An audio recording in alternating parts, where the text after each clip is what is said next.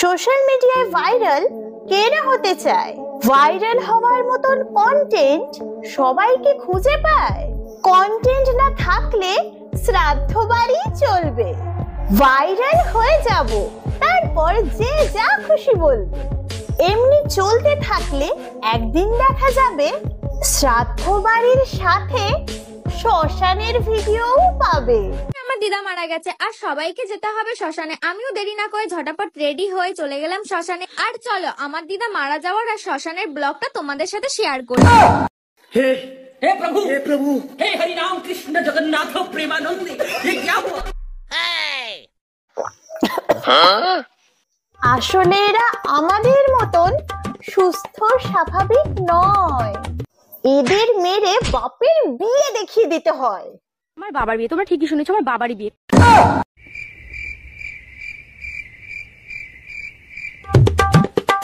মাথা ঘুরছে, নিতে পারছি।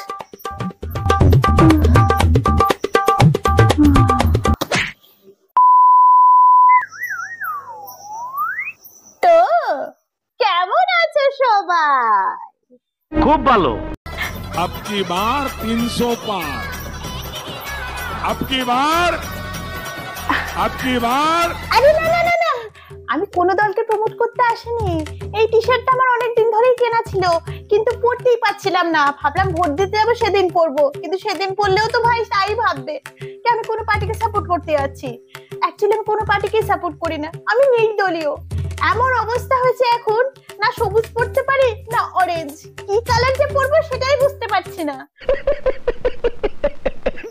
অ্যাকচুয়ালি আজকে আমি সেজে এসেছি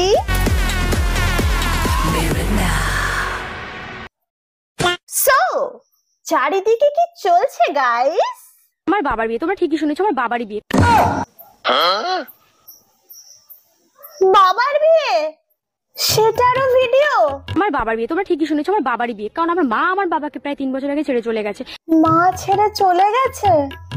সেটা তো বুঝতেই পারছি কেন গেছে। যার এই ধরনের একটা মেয়ে থাকবে, সে কিভাবে শান্তিতে সংসার করবে? ঠিক ঠিক ঠিক। আমাদের সংসারের হাল ধরার জন্য আর আমাকে দেখাশোনার জন্য বাবা তুমি একটা বিয়ে করো। হ্যাঁ, একে আবার দেখাশোনা করতে হবে কেন? छोटी बच्ची हो क्या? এই মেয়ের পাল্লায় পড়লে তো বাবার এই বউও পালিয়ে যাবে। একটা কথা মানতে হবে, বোন খুবই ভাগ্যবতী। ওই কথাই আছে না, ভাগ্যবানেরা বাবার বিয়ে দেখতে পায়, বাবার বিয়ে খেতে পায়। বোন তো আবার ডবল ভাগ্যবতী। হ্যাঁ, শুধুমাত্র বাবার বিয়ে দেখছে না, খাচ্ছে না, সাথে সাথে ভিডিও করে আমাদেরও দেখাচ্ছে। আর দিনের বেলায় বিয়েটা সেরে ফেলবো, কারণ রাতের বেলায় ফিরে অনেক কাজ আর সেগুলো আমাকে একা হাতেই করতে হবে। আচ্ছা আচ্ছা, তাহলে রাতের বেলায় কি কি কাজ আছে পারলে সেটারও ভিডিও করে দেখিও। মানে ভাবা যায় কি দিনকাল এলো, মানুষ ভাইরাল হওয়ার জন্য বাবার বিয়েও ভিডিও করে দেখিয়ে দিল। ভাগ্যিস দাদুর বউ পালায়নি, নয়তো দাদুর বিয়েও ভিডিও করে। দাদু হসপিটালে মৃত্যুর সাথে লড়াই করছে, তাই ভাবলাম একবার শেষবারের মতো দেখে আসি। দাদুর অবস্থা খারাপ।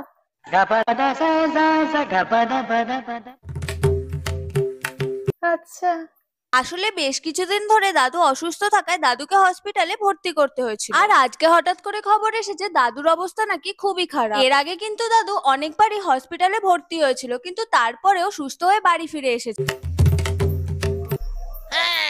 আর যাচ্ছি শুধু একটাই কারণে, কারণ দাদুর সাথে কাটানো ছোটবেলার অনেক ঘটনা আছে। তবে একটা মজার বিষয় কি জানো তো, এই দাদুই কিন্তু ছোটবেলায় আমাকে বিয়ে করতে চাইতো। আর এই সুযোগেরই সদ্ব্যবহার করে আমি রোজ বিকেলে দাদুর কাছ থেকে 1 টাকা নিয়ে পেপসি খেতে যাই।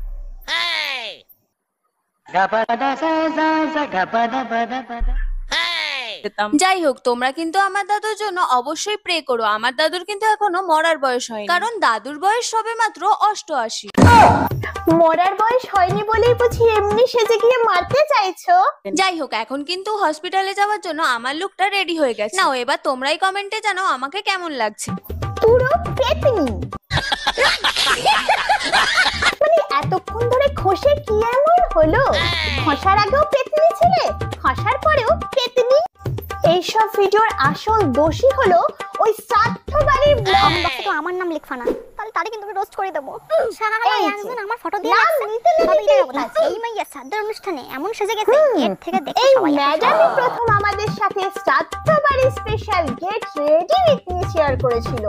কিভাবে শ্রাদ্ধ বাড়ির আগে সুন্দর ভাবে সেজে যেতে হয়, যেন যে মারা গেছে সেও উঠে বলতে বাধ্য হয় যে আমার শ্রাদ্ধতে এসেছো, আমার বিয়েতে নয়। কারণ আমি বাড়ির লোককে আগেই বলেছিলাম শুধু শুধু দাদুকে বাঁচাতে গিয়ে আমার বিয়ের টাকাগুলো এইভাবে খরচা করো না। শালা কি মিথ্যাবাদী!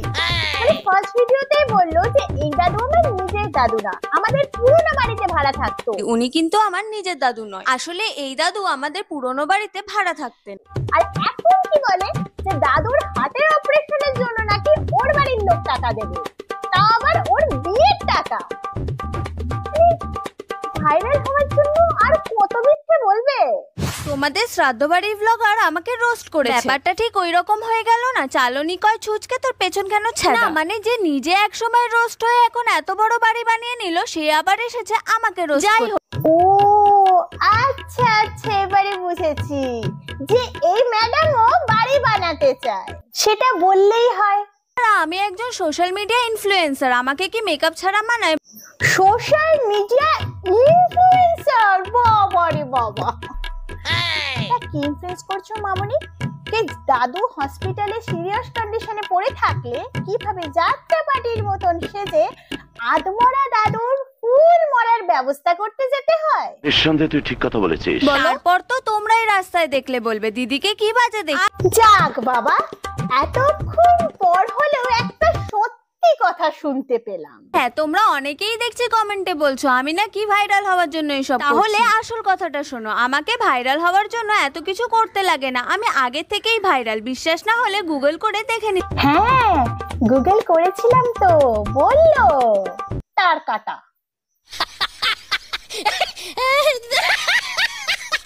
আমার এমনি নাতনি হলে না, চেলা কাঠের বাড়ি পিটিয়ে বাড়িতে বসে শ্মশান দেখিয়ে দিতাম। আর চলো আমার দিদা মারা যাওয়ার আর শ্মশানের ব্লগটা তোমাদের সাথে শেয়ার।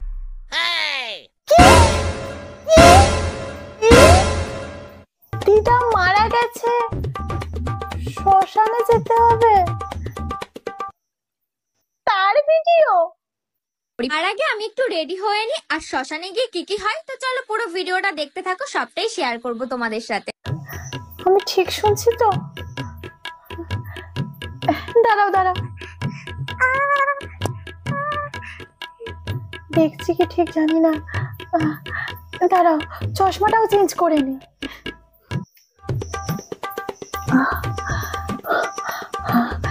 এবারে দেখি। আমি ভেবেই পাচ্ছিলাম না কোন ড্রেসটা পরবো, তারপরে আমি ভাবলাম যে আমার তো একটা সুন্দর ড্রেস আছে, আর আমি এই ড্রেসটা পরে নিলাম। আর একটু মেকআপ না করলে হয়? এসব কি হচ্ছে? हे प्रभु हे हरि राम कृष्ण जगन्नाथ प्रेमानंद, ये क्या हुआ? সুন্দর ড্রেস। তার আগে তোমাদের একটা গল্প বলি। আমি ভাবতেই পারিনি আমার দিদা আমাকে ছেড়ে চলে যাবে। মেকআপ, এটাই তো আমি ভাবছি, সাথে করে একে কেন নিয়ে গেল না? আর এইটা ভেবে খুবই খারাপ লাগছে যে আমার দিদা আমাকে ছেড়ে চলে গেছে এই দুনিয়া ছেড়ে পুরোটা, আর কখনো দিদা চাইলেও ফিরে আসতে পারবে না। যাই হোক, সবারই একদিন না একদিন উপরে যেতে হবে, এইটা নিয়ে। তোমাকেও যেতে হবে বোন, তখন কেউ তোমার মতোই রেডি হবে, সব দেখতে পাবে কিন্তু ওপর থেকে, যেমন এখন তোমার দিদা দেখছে। ও মনটা কেমন করছে দিদার জন্য, খুবই কষ্ট হচ্ছিল আমার দিদার জন্য। দেখতেই পাচ্ছি কত কষ্ট হচ্ছে, যত কষ্টের পরিমাণ বাড়ছে ততই সিমেন্টের পরিমাণ বাড়ছে। আমাকে কত রকম গল্পও বলতো। তোমাদের দিদা কি তোমাদের গল্প শোনাতো? গল্প শুনে কি আর লাভ হলো?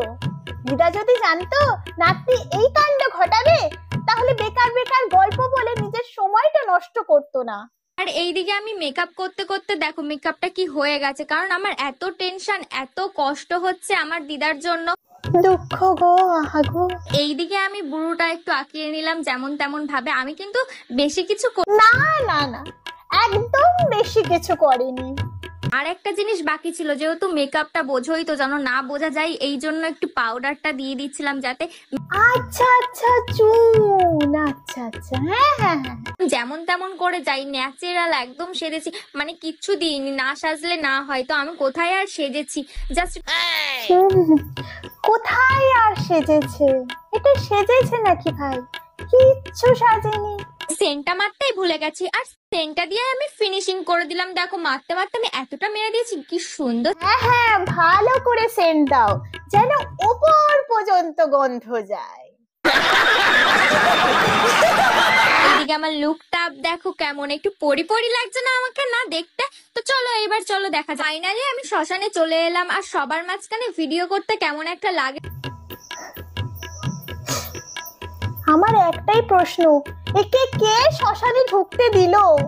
এইসব ভিডিও তো ওর মা বাবাও দেখতে পাচ্ছে, ওর মা বাবা একটু মেয়েকে ভালো করে আদর করতে পারে না?